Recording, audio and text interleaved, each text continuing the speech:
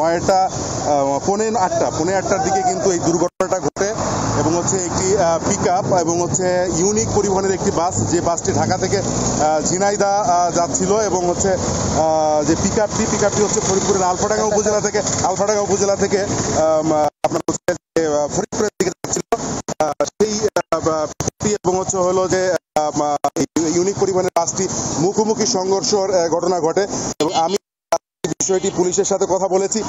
সেই বিষয়টি হচ্ছে হলো যে পুলিশ যে কারণটি পিকআপের যে চালক, এই চালকরা একজন ঘুমিয়েছিলেন বা এবং হচ্ছে অতিরিক্ত গতিতে গাড়ি চালাচ্ছিলেন, যার কারণেই কিন্তু এই দুর্ঘটনাটা ঘটেছে। কারণ ঈদের কয়েকদিনে কিন্তু প্রচন্ড যাত্রী চাপের কারণে পরিবহনের ড্রাইভাররা কিন্তু আসলে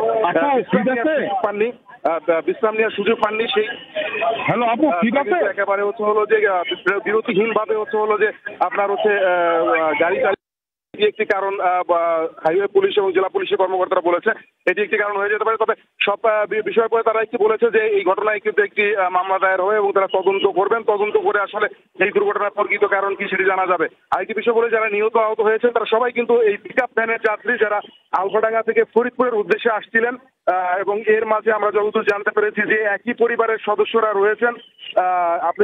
আমি ইতিমধ্যে জানিয়েছি যে স্পটে কিন্তু 11 জনের মরদেহ ফায়ার সার্ভিস এবং পুলিশ উদ্ধার করেছে এবং হচ্ছে যে এখান থেকে উদ্ধার করে 4 জনকে হাসপাতালে পাঠানো হয়েছিল। তাদের মধ্য থেকেও কিন্তু 2 জন ইতিমধ্যে নিহত হয়েছে বলে আমরা খবর পেয়েছি পুলিশ সূত্রে। সেক্ষেত্রে মোট এই দুর্ঘটনায় মৃতের সংখ্যা গিয়ে দাঁড়িয়েছে কিন্তু আপনার হচ্ছে 13 জনে, যার মধ্যে কিন্তু আপনার হচ্ছে পুরুষের সংখ্যা 3 জন এবং হচ্ছে বাকি 4 জন হচ্ছে হলো শিশু রয়েছে। বাকি সবাই কিন্তু হচ্ছে হলো নারী সদস্য রয়েছেন। ঘটনাস্থল পরিদর্শন করেছে কিন্তু জেলা পুলিশের এবং হচ্ছে জেলা প্রশাসনের কর্মকর্তারা। আমরা যেটি জানতে পেরেছি যে জেলা প্রশাসনের পক্ষ থেকে নিহত এবং আহতদের পরিবারকে আর্থিক সহায়তা দেওয়ার ঘোষণা দেওয়া হয়েছে এবং জেলার যে অতিরিক্ত জেলা ম্যাজিস্ট্রেট রয়েছেন সেই অতিরিক্ত জেলা ম্যাজিস্ট্রেটের নেতৃত্বে একটি তদন্ত কমিটি গঠন করা হয়েছে, যে তদন্ত কমিটিকে আগামী 7 কর্মদিবসের মধ্যে এই দুর্ঘটনার কারণ জানাতে বলা হয়েছে। হিমেল, আপনাকে অনেক ধন্যবাদ বিস্তারিত